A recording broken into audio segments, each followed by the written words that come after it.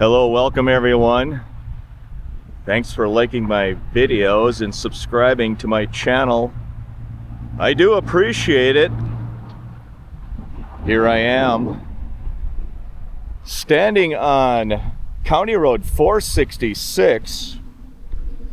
I am at the Laurel Manor Plaza and Laurel Manor Recreation Center, which is right over there. Welcome everyone, my name is Tim. Thanks for liking my videos. Today's video is going to be a video about golf cart safety and reflectors on multimodal paths here in the Villages, Florida. I will read you a news article from thevillagesnews.com, and then I will provide you with my opinion. Let's take a walk and learn about golf cart safety here in the Villages. There was a recent news article that was published on the villages-news.com, and the title of the article is "Officials Remain Divided on the Value of Reflectors on Multimodal Paths."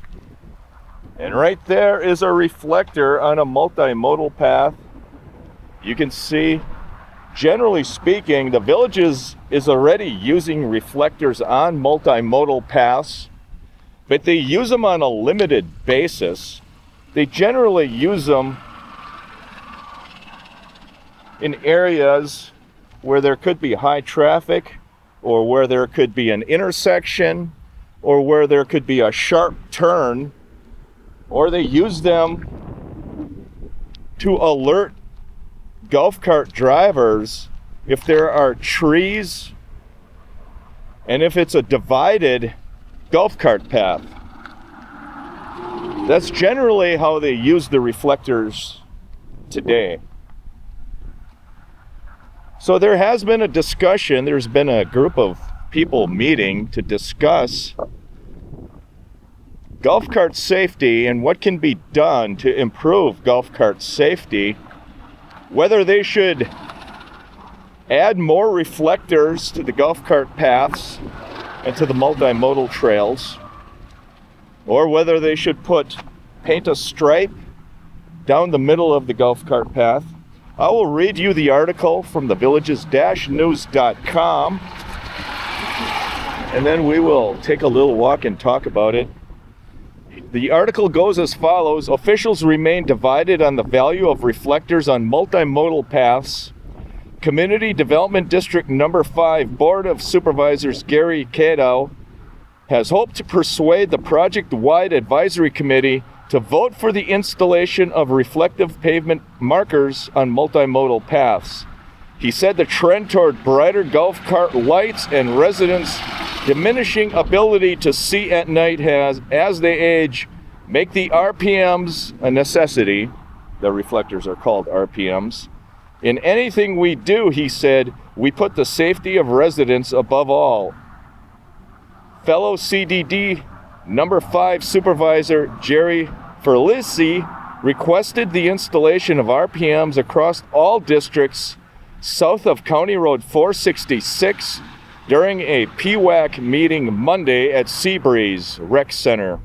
He cited golf cart accident statistics that he said favor the installation of RPMs as a safety measure. However, other members of the committee aren't quite sold on RPMs. PWAC and some fellow PWAC members felt they were not ready to vote due to a lack of relevant data. Their concerns include safety due to the paths, including golf carts, bicyclists, and walkers. Cadow said the RPMs would be raised 3/8 of an inch and be about 20 feet apart, to which PWAC expressed concern for bicyclists trying to go around walkers. If you hit one of those RPMs, there's going to be an accident, PWAC said. So he's worried about a bicyclist hitting one of these RPMs and essentially crashing his bike. Additionally, some PWAC members doubted the value of installing RPMs on every multimodal path and questioned how much it would cost per district. District number 7's Edward Coleman suggested putting the RPMs only where they are needed. Regardless, KDOW and CDD5 will be proceeding with the installation of RPMs. And the question is, do you think RPMs are a benefit to safety on the multimodal paths? Share your thoughts. So there you have it. You have some supervisors who want to install them on all of the paths everywhere. You have some supervisors who say install them in areas where they're needed. And I would tend to agree with install them in areas where they're needed, because there are areas that are well lit. They have lots of street lights. And you can see the golf cart path, the multimodal path, really easy and clearly. You really don't need reflectors in those areas. And I do understand it might take more time, effort, and energy to figure out the areas that really need them and the areas that don't. And I have driven my golf cart on a golf cart path that runs parallel with Buena Vista Boulevard, north of County Road 466. I drove my golf cart at night, and it was very difficult to see in certain areas of the golf cart path because of the lack of streetlights on Buena Vista Boulevard. There were some areas I could not see the golf cart path. It was dark. The golf cart path is a dark gray.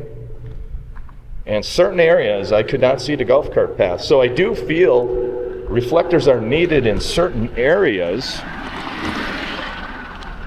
And I guess to make life simpler for the district and for the maintenance team, rather than trying to spend a lot of time trying to determine where the RPMs are needed, and here you can see an RPM on the edge, so they're not opposed to putting the reflectors in the center or the edge where needed.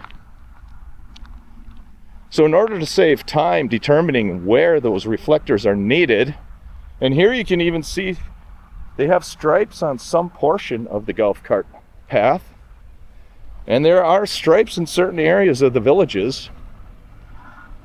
Those stripes are costly to maintain and repaint.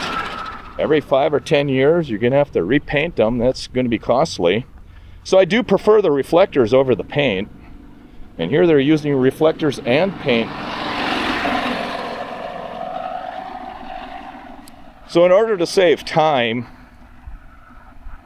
determining where the reflectors are needed, CDD number 5 decided to put the reflectors every 20 feet on the multimodal path throughout the district number 5.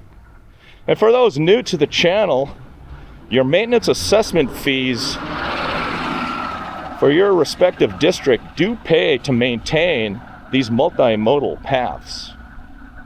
So those reflector costs will be coming out of the maintenance assessment fees that you pay in annually. It's a non-ad valorem charge found on your property tax bill at the end of the year. It's a pass-through charge. The villages determines the amount of the maintenance assessment fees for each district. They pass that on to the respective county. The county bills it on the tax bill. They collect it and pass it through back to the villages. So my opinion on the reflector matter is, optimally, you don't need the reflectors on every part of the multimodal path, but it might save a lot of time and a lot of effort just to put them there. I just found myself a golf ball. That is the Saddlebrook Executive Golf Course right there. That was recently renovated, by the way. So in order to save time, trying to figure out where the reflectors need to go. CDD5 said just put them everywhere. I'm not sure what the cost would be, but it truly is not necessary to put them everywhere. There are certain spots on these golf cart paths that will be really dark. And you can see this probably is a good spot to put reflectors. It's very protected by the live oak trees. You can see that the paint down the middle is worn off. And if you would travel this path at night, it would be difficult to see the golf cart path.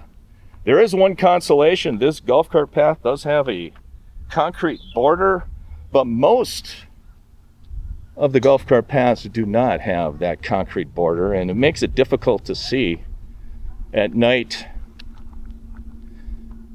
And I am taking a walk through my most favorite area of the golf cart pass, or the multimodal pass. I am a little bit north of County Road 466. That is the Saddlebrook Executive Golf Course. And this is one of the prettiest golf cart rides that you can take here in the Villages. Look at all these beautiful live oak trees. And off to the right, you will see a brand new apartment building. That's part of the apartments that surround the Villages. There's a lot of construction going on around the Villages. Those are not Villages related apartments. And that is your Saddlebrook Golf Course. Right there, friends. So leave in the comments below your opinion on reflective markers for your multimodal path. Are they needed? Are they not needed? Should they put them everywhere? Or should they put them only in areas where they're needed? Or should they put stripes down the middle? Thanks for liking. Thanks for subscribing. Have a great week, everyone. Take care.